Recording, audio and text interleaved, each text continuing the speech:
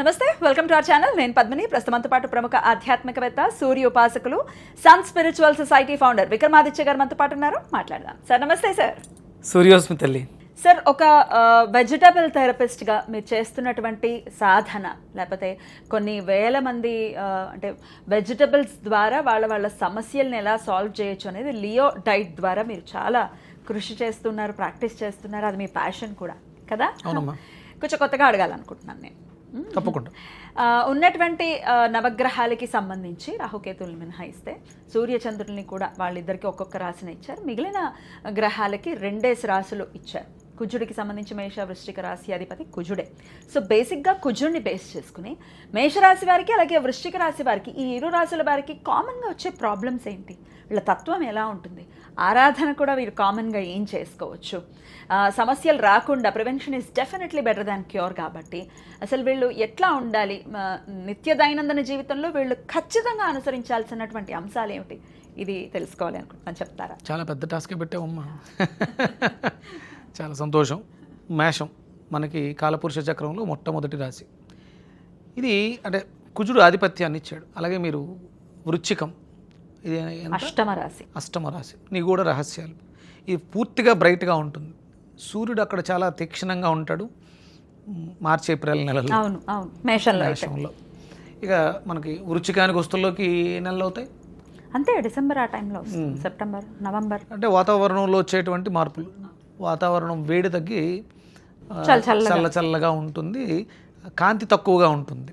కాంతి ఉంటుంది కానీ తక్కువగా ఉంటుంది. ఇప్పుడు పగలు ఎక్కువ, రాత్రి తక్కువ. అప్పుడు మనకి రాత్రి ఎక్కువ, పగలు తక్కువ ఉంటుంది. ఇదే మీరు అర్థం చేసుకోండి అంతే. సూర్యుడు తీక్షణంగా ఉన్నప్పుడు మనం విపరీతంగా సాధనలో ఏది చేసినా అద్భుతమైనటువంటి ఫలితాలు, బ్రైట్నెస్లో, వెలుతురులో చేసేటువంటి ప్రయత్నం. ఒకటి ఉత్తరాయణం, ఒకటి దక్షిణాయనం.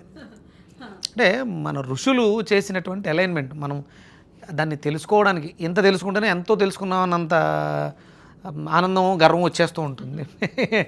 అసలు ఎంత గొప్పవాళ్ళం. ఇక ఇదే ఈ స్థితికి రావడానికి సైన్స్ ఇంకా చాలా అభివృద్ధి చెందితే తప్ప దీన్ని మళ్ళీ పట్టుకోలేదు. ఇప్పుడు మేషం అనేది మనకు చూడండి, ఇక్కడ డైజెషన్ సిస్టమ్ యాక్టివ్ అవుతుంది. అంటే అరుగుదల చాలా ఎక్కువ ఉంటుంది, కానీ ఎక్కువ తినలేము మనం. ఎందుకు?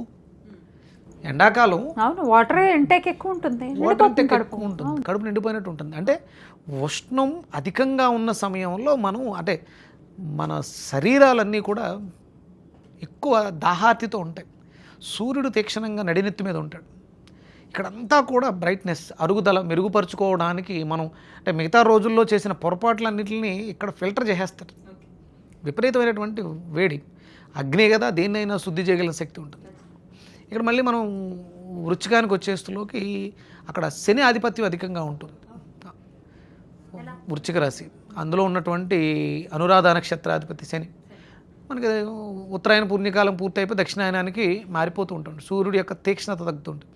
ఇక్కడ నిగూఢ రహస్యాలు మన దేహంలో, అంటే ఎక్కడ ఉంటుందంటే అండర్ ట్రావెలింగ్ బ్లడ్ వెజల్స్, రక్త ప్రసరణ, అది పూర్తిగా అరుగుదల వ్యవస్థ, జీర్ణక్రియ, ఇది పూర్తిగా రక్తం యొక్క ప్రసరణ, బ్లడ్, దాన్ని లింఫాటిక్ సిస్టమ్ అంట, లింఫ్ నోడ్స్ అని అంటూ ఉంటారు. ఇవి 2, అంటే ఇప్పుడు డయాబెటిక్ పేషెంట్స్ ఉన్నారు.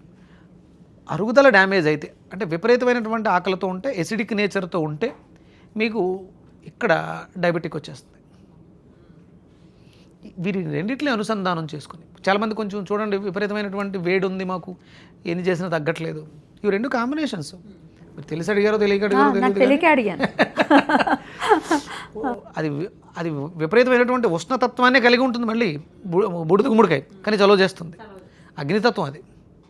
ఇక్కడ బీరకాయ అద్భుతమైనటువంటి క్లెన్జర్, అది కూడా వేడే. ఉష్ణమైన శీతలం, మళ్ళీ మీకు ఇక్కడ చలువ చేస్తుంది. ఇవి 2 కలిస్తే మనకు అద్భుతమైనటువంటి ప్రయోజనాలు. డయాబెటీస్తో ఎవరైతే బాధపడుతున్నారో, అరుగుదల సమస్య, జీర్ణక్రియ మందగించడం వల్ల, జీర్ణక్రియ చెడిపోవడం వల్ల రక్తం చిక్కబడిపోతుంది, రక్తంలో మలినాలు అధికంగా ఉంటాయి. వీరెన్నిటికి ఈ 2 కాంబినేషన్స్ అద్భుతంగా పనిచేస్తుంది. మేష వృశ్చిక రాశుల వారికి, అంటే రాశుల్లో ఉన్నవాళ్ళు అయ్యి ఉండొచ్చు, అంటే మేషలగ్నం వృషభ లగ్నం అయ్యి ఉండొచ్చు, లేదు మిగతా లగ్నాల్లో మేష వృశ్చికాలు భాగస్వామ్యం, ఇలాంటి భాగస్వామ్యాలు ఉన్నప్పుడు కూడా ఈ అంటే ఇప్పుడు మ్యాక్సిమం 140 కోట్ల మంది జనాభాలో 70-80% డయాబెటిక్ ఉంది. అందరి జీవితాల్లోనూ అవసరానికి మించి అతిగా తినడం అనేది ప్రధానమైనటువంటి కారణం. మనం ఎప్పుడు అవసరం, ఇప్పుడు మనకి మధ్యాహ్నం భోజనం చాలా మంచిదమ్మా. ఉదయం కానీ సాయంత్రం కానీ వండిన పదార్థాలు తినడం నిషిద్ధం. వైద్యశాస్త్రం ప్రకారం, ఆయుర్వేదం ప్రకారం కూడా ఉదయం సాయంత్రం. ఎందుకు అంటే సూర్యుడి యొక్క తీక్ష్ణత ప్రారంభంలో ఉంటుంది ఉదయం. అప్పుడు ఫలాహారం తీసుకోవాలి. సాయంత్రం సూర్యాస్తమైన తర్వాత మనలో పచన శక్తి తగ్గిపోతుంది. అందుకని అప్పుడు తేలికగా ఉండేటువంటి గంజి లేదంటే జావలు, రాగి జావ, ఇలాంటివి వేడిగా ఉండేటువంటి ద్రవ పదార్థాలు తీసుకోవాలి. వేడిగా ఉండేటువంటి ద్రవ పదార్థాలు, ఉదయం చలువ చేసేటువంటి ద్రవ పదార్థాలు, ద్రవాన్ని అధికంగా కలిగిన పదార్థాలు. మధ్యాహ్నం మాత్రమే భోజనం. దాన్ని మన వాళ్ళు వేరే భాషలో చెప్పారు, ఉదయం రాజులాగా కింగ్ ఫుడ్, ప్రాసెస్ చేయని ఫుడ్ని కింగ్ ఫుడ్ అంటారు. ఫ్రూట్స్, వెజిటబుల్స్, నట్స్, స్ప్రౌట్స్ ఇవన్నీ కింగ్ ఫుడ్. మధ్యాహ్నం మంత్రిలా తినాలి, కొంచెం ప్రాసెస్ చేసాం రైస్. సాయంత్రం బెగ్గర్లాగా, సైనికుల్లాగా, అంటే ఏం లేదు, గంజి, సూప్. ఇది ఈ జీవన విధానంలో ఉంటే ఇప్పుడు మనం మాట్లాడుకున్నటువంటి ఏ ప్రాబ్లం కూడా మనల్ని ఇబ్బంది పెట్టదు. పర్టికులర్గా వృశ్చిక రాశి వాళ్ళు మాత్రం బీరకాయ అలాగే బూడిద గుమ్మడికాయ ఇలా రెండు కలిపి చేసుకోవచ్చా?